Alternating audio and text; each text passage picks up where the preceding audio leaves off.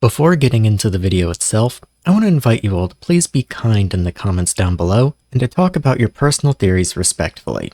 A lot of the times, the night discussions can become heated very quickly, so remember to be civil with one another and to take this as a space to exchange your ideas freely. Without further ado, let's get into the actual video.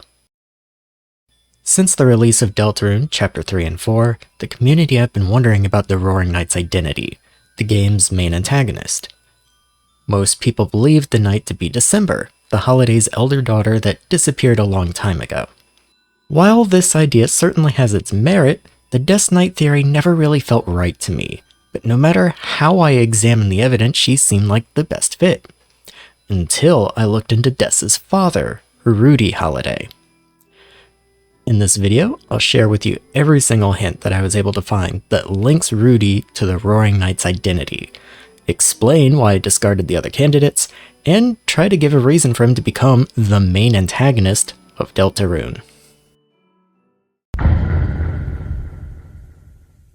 Although there are many theories surrounding the Roaring Knight's identity, the most common candidates are the holidays, excluding Noel, and another three, namely Azrael, Asgore, and Papyrus. I'll get into the reasons why I don't believe either Carol or Des are the Knight later on, but I want to focus on those three first. Starting with Azrael, and considering he's clearly been set up to be an important character later on, it's not far-fetched to believe that his role could be the main antagonist, especially since the Knight is actively working with Chris. I do have a few issues with this though. Firstly, college. Azrael is currently away at college and therefore couldn't be active as the Knight right now. In Chris's cell in Chapter 2, we also see that they have searched for when college vacation will start, reinforcing that Azrael is indeed at college and not lying about his whereabouts. Secondly would be body shape. Although we never saw Azrael as an adult in Deltarune, considering he's likely in his early 20s and that both of his parents are quite large, we can assume that his body shape will likely not match with the Knight's. We also saw a more mature version of him in Undertale and the true pacifist ending as the god of hyperdeath, which might be similar to his current appearance in Deltarune. Thirdly, we have his role in Undertale itself. In Undertale, Azrael is already the main villain. Even though he covers that role as a soulless version of his childhood self, Flowey, considering he has already been used as a villain in the past, I personally find it hard to believe that he would be used again in a similar fashion. The second candidate that I want to quickly go over is Asgore. Like with Azrael, Asgore is set up to be an important character in the story. Some dialogue even suggests a direct link between him and the Knight. Asgore is also directly related to all three of the shelter's symbols. There are, however, a few inconsistencies if we were to try imagining him as the Knight. For one, the prophecy itself. One of the biggest pieces of evidence that he's not the Knight lies in the prophecy. The Flower Man trapped in asylum. The prophecy not only references him and the Knight as two distinct figures, which in itself is pretty concrete evidence against him, but his prophecy is called Boss 3 in the game files, a direct parallel of Queen's prophecy Boss 1 and Tenna's prophecy Boss 2. As such, he's clearly being set up as a future chapter boss on the same level as Queen and Tenna. The second point is body shape. Like with Azrael, Asgore's large body doesn't match with the Knight's slender figure. Unless the armor can change the user's body shape somehow, which seems unlikely, this is another solid point against Asgore. The last candidate that I mentioned is Papyrus. Although this theory is often mentioned as a joke, there are some who take it seriously due to the fact that Sans has been asking us to talk with his brother since Chapter 1. His body shape, unlike with Azrael and Asgore, is a decent match for the Knight's slender figure, but there are still some reasons why I believe he probably isn't the Knight. For one, his role in Undertale. Papyrus is a major character in Undertale with a well-defined personality. Due to this, I personally doubt he could have any major relevance in Deltarune as well. Unlike Asgore, who's very undeveloped in Undertale, and Azrael, who's a soulless child, Papyrus is one of the main characters. His presence in Deltarune as a serious threat would harshly contrast his well-defined character. Second would be his lack of motivation. Out of all the candidates, Papyrus is the only one who doesn't have a direct connection to either the Dreamer or the Holiday families. He only recently arrived in town, giving him no concrete motive. On top of all this, there's the fact that the Roaring Knight is clearly presented as a deer-like creature with antlers. Some people have speculated that the antlers might be some sort of red herring to throw us off, but I highly doubt that. It would feel a bit cheap to give us a big hint only to reveal that we were being trolled the entire time. Although trolling his fans would be nothing new from Toby Fox, his jokes are usually related to side characters and minor details such as Mike, not major plot elements. As such, I definitely feel the antlers are there to give us a hint, not to deceive us. With all that being said about the other candidates, let's finally dive into Rudy himself and the evidence pointing towards him.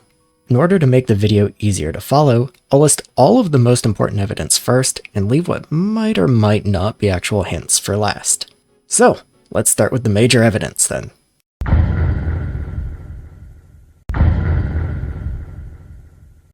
On the shelter was a strange panel. It looked like a digital security lock. There were 3 entry fields and 3 symbols besides them. One had a pine tree beside it.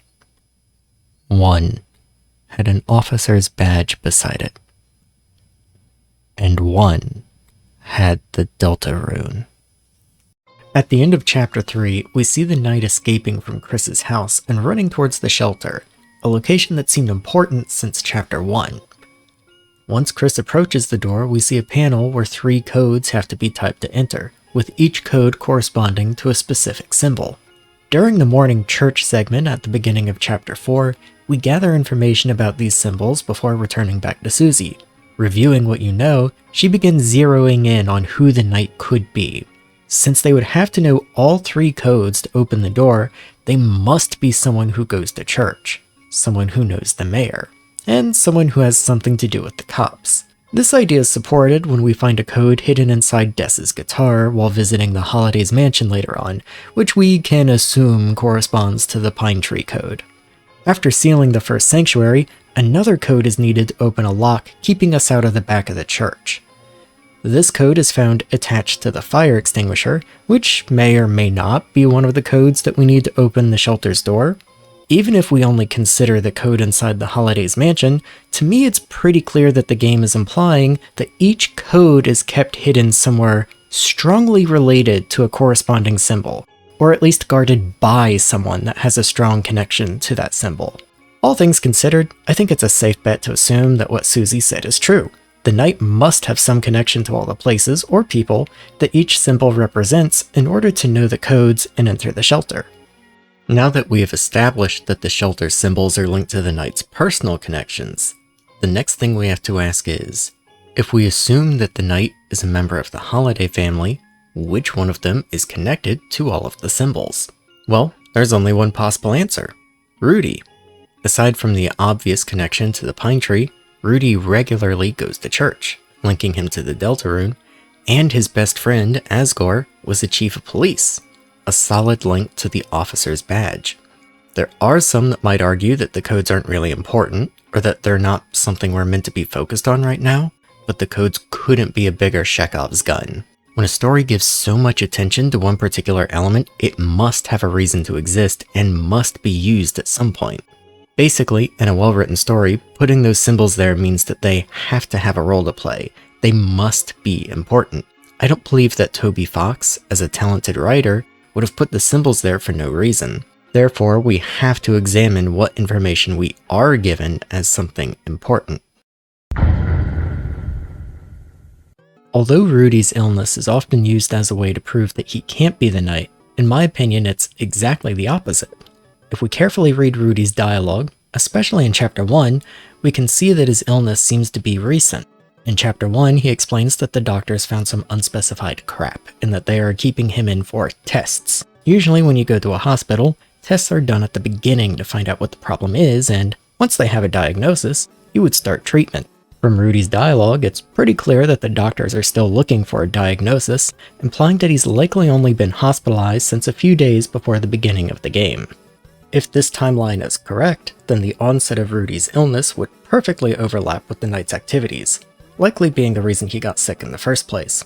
After all, we have to consider that the Knight in the Dark World is wearing a strange armor that seemingly grants them tremendous power and changes the wearer's body, losing its shape and causing their chest to burst open. Keeping that in mind, it's not that hard to believe that the armor might allow them to swoon people or grant them other powerful abilities at the cost of draining the wearer's strength, causing them to get sick in the process. From the vague way Rudy describes his illness, it seems like the doctors haven't been able to determine the origin of this disease either, suggesting that it might be caused by something related to the Dark World rather than your typical virus or bacteria. There are also two instances where the Knight seems to be presented as ill. The first one is before the beginning of the Knight's fight in Chapter 3. We can see the Knight turn towards the Fun Gang with their arms dangling while a weird liquid drips from their head. While some have pegged this behavior as animalistic, it also tracks very well as a sign of illness. Not only do the dangling arms suggest that the Knight might be exhausted, but the liquid dripping from what seems to be their mouth can easily be interpreted as some type of bodily fluid, such as saliva or mucus. Other than that, the OST of the encounter, Breath, does indeed sound like a strained and muffled breath, as if the Knight was having trouble breathing behind their mask. Just take a listen to the OST for a second.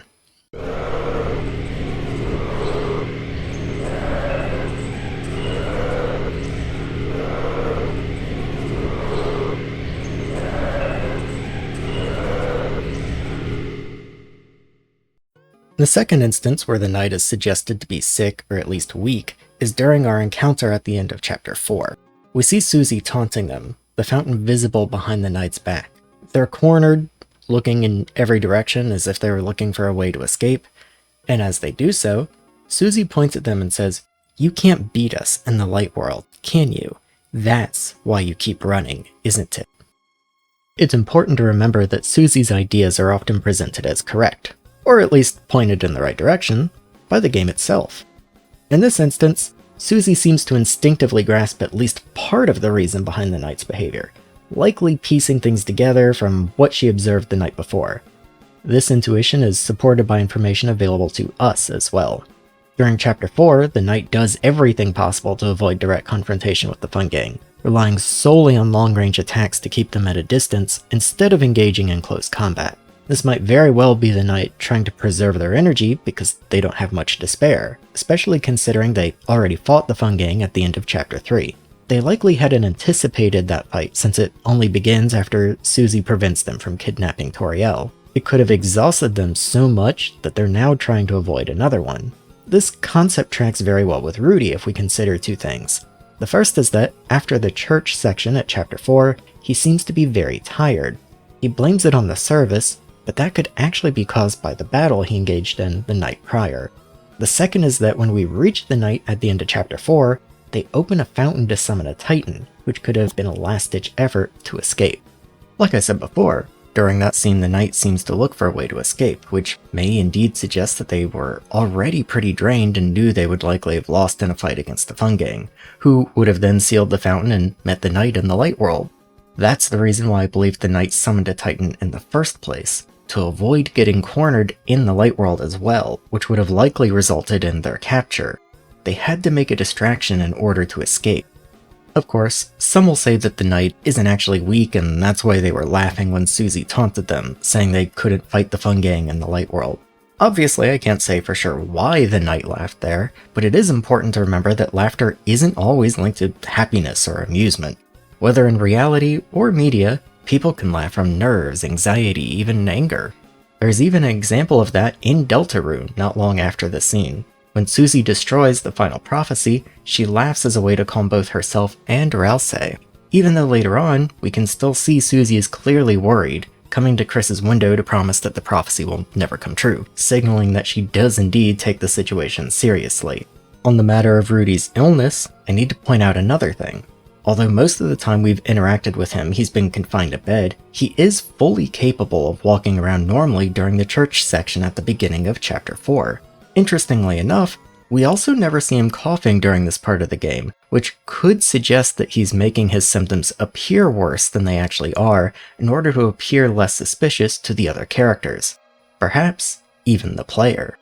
Regardless of how you choose to interpret these scenes, it's safe to say that Rudy's illness doesn't force him to stay in bed at all times, and he can, therefore, move around much more than we might have anticipated before the release of chapters 3 and 4. Add to this that Rudy's illness might hinder him in the light world, but not necessarily in the dark world. As we know for sure from an optional dialogue in chapter 4, the knight is wearing some sort of armor, and that armor seems to grant them the ability to fly, perhaps even increase speed. That would make their abilities in the dark world vastly superior to their abilities in the light world. Last but not least, I would also like to mention that the trope of a sickly character being strong or even a threatening villain isn't that uncommon. Even in Deltarune, we already have a character that fits in a similar trope, a character that looks much weaker than he actually is. A character who is a strong and capable fighter despite their age. Gerson. Although there are certainly differences between old age and illness, Gerson is still a perfect example of a character being able to do much more than you may have initially thought. Keeping all of this in mind, let's continue on to the next topic. Moving on to the next piece of evidence, let's talk about the locations where the dark fountains have been opened. Looking at each of the dark worlds created so far, they've all been created at one of the 4 light world locations: the school, the library, the dreamer's house, or the church. Aside from the fountain opened by Chris in their home at the end of chapter 2, we can be fairly sure the Roaring Knight has been responsible for every fountain we've encountered. When we look at the locations where the Knight opened those dark worlds, however, we begin to notice something very interesting. Those locations are all very close to the hospital where Rudy is currently staying. This would explain how Rudy could have opened some of the fountains unnoticed and without wasting much energy, as the distance between the hospital and the locations where the dark worlds were made is pretty small. I would also like to point out that since we saw him at the church in chapter 4, Rudy can freely leave the hospital whenever he wants. He's not obligated to stay there. Even if he wanted to leave without the nurse or anyone else seeing him, he could have still slipped out the window. Granted, we can't see any window inside the hospital room, but Rudy does mention one in chapter 1, specifically when he asked Noelle to bring Birdley by the window so he could throw stuff at him. During the Holidays House section in chapter 4, after Chris yanks the soul out of their body, we can explore the place and find Asgore cleaning the bathroom. After the cutscene is over, we'll move to Carol and Rudy's bedroom and begin talking to himself while looking at a corkboard. Here, I'll let you watch the scene first.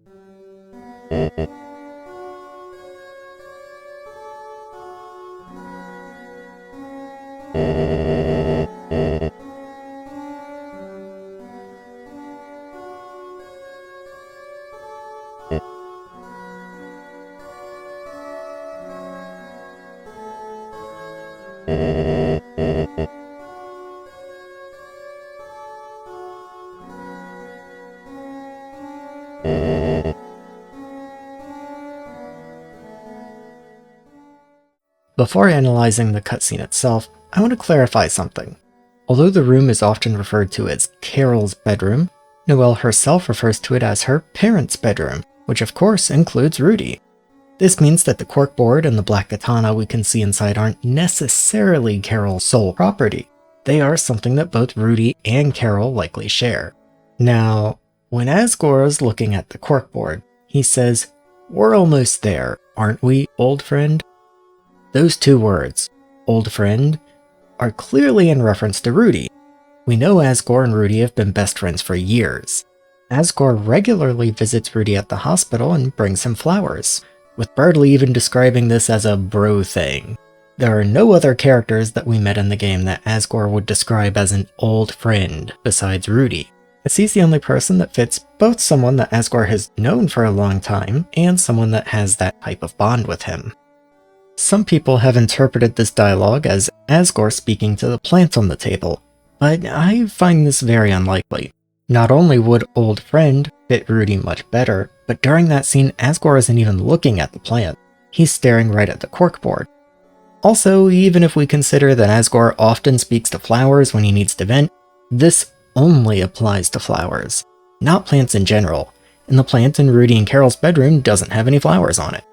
As such, I'm pretty confident that he meant his actual old friend Rudy when he was talking in that scene. I'll talk about the possible contents of the corkboard later, but before I move on to the next topic, there's still one more thing to consider.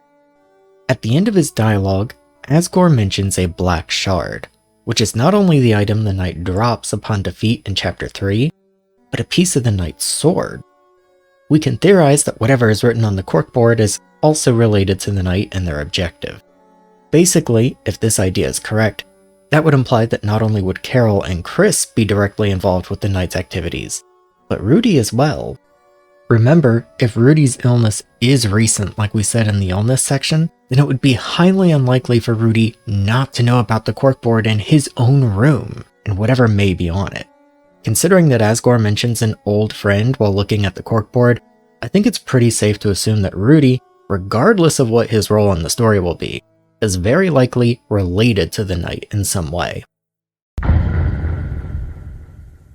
When speaking to Rudy in Chapter 4, there's some alternative dialogue that only happens if you haven't already introduced him to Susie in Chapter 2 by skipping the hospital scene. I found out about this dialogue thanks to a post made by Reddit user Immediate Taste, who I want to thank for their discovery. Like with the Black Shard dialogue, I'll give you a moment to watch the scene before commenting on it.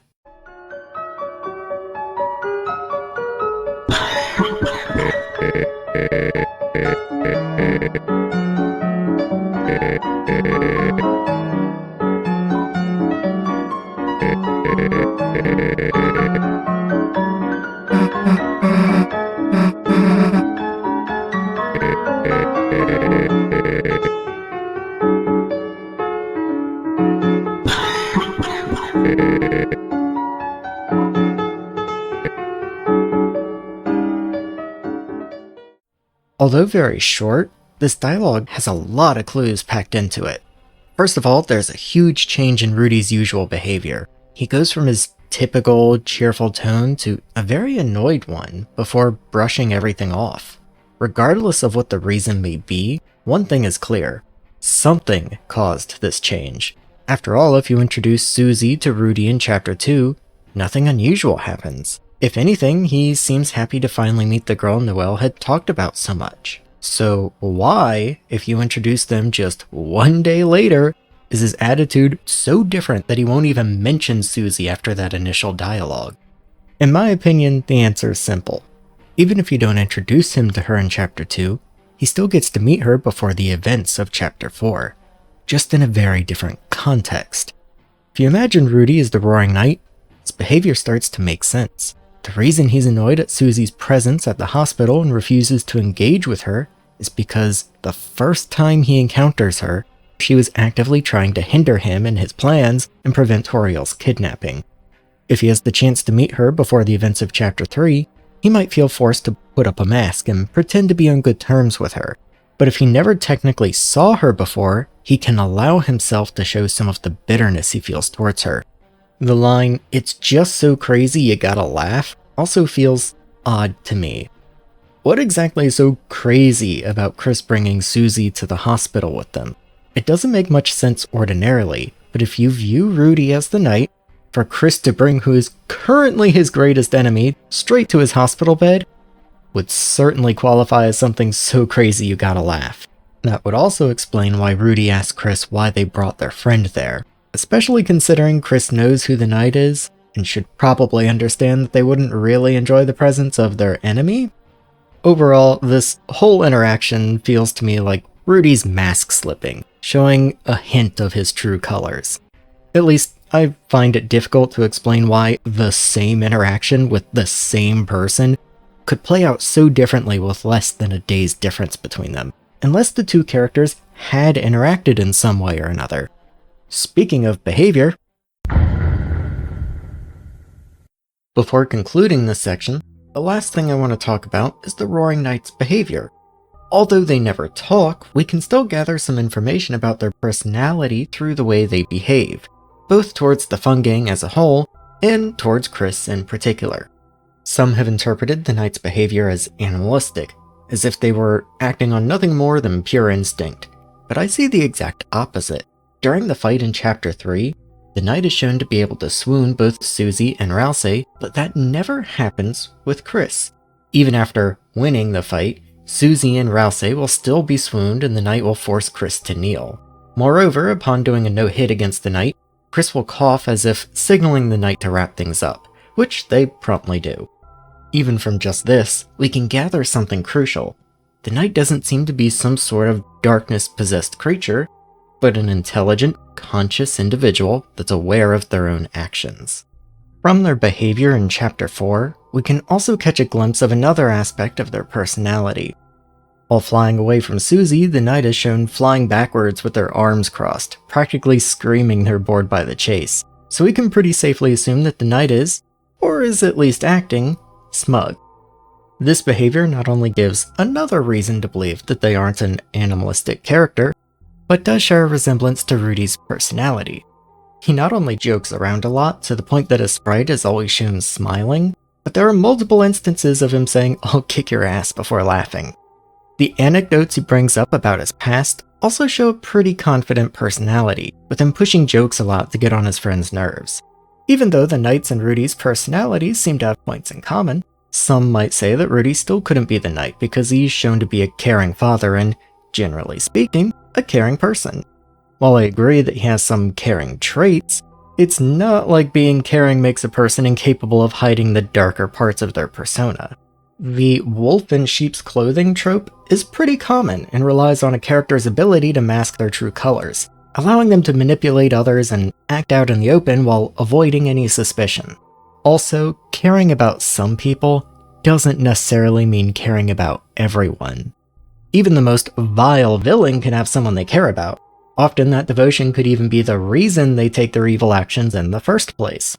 Personally, I see Rudy as a morally gray villain more than an actual evil one, but I'll talk about it more when I get into the Knight's objective later on. Now that we've talked about all of the biggest evidence that I was able to find, I'll talk about all of the other minor, weaker clues that I still feel warrant discussion. Unlike the first section, where I tried to stick pretty closely to the evidence, from here on, we'll be speculating a bit more in an attempt to fill in some gaps. Speaking of which,